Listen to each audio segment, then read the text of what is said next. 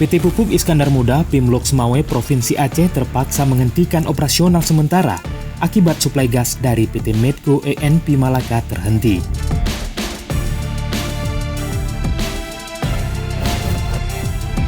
Manajer Humas PT PIM Nasrun mengatakan, terhentinya produksi pupuk tersebut telah terjadi sejak 29 Mei 2021 lalu setelah pihak Medco melakukan pemeliharaan sumur gas.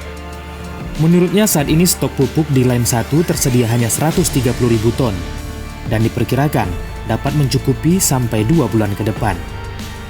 Namun jika PT PIM mengalami kekurangan stok maka akan mendapatkan pasokan dari PT Pupuk Indonesia Persero. Pabrik PIM terhenti sementara karena suplai gas dari PGN selaku distribusi gas yang disuplai dari Medco itu terkendala.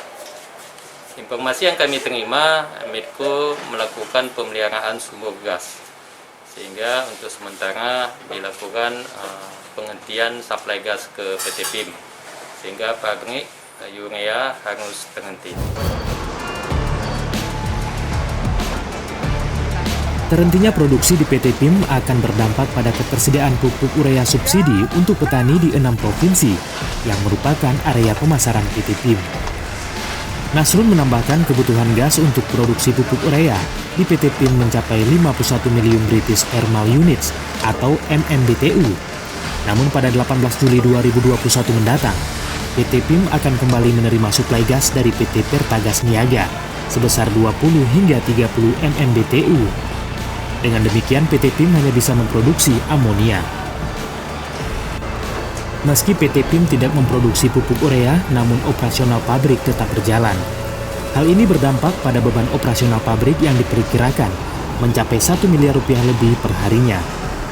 Biaya tersebut juga menjadi beban untuk pembayaran karyawan organik sebanyak 613 orang dan non-organik 630 orang lebih. Meski demikian, PT PIM menjamin meski berhentinya operasi, namun karyawan tidak akan terjadi pemutusan hubungan kerja atau dirumahkan. Dari Kota Loksmawe, Tim Liputan Aceh Video.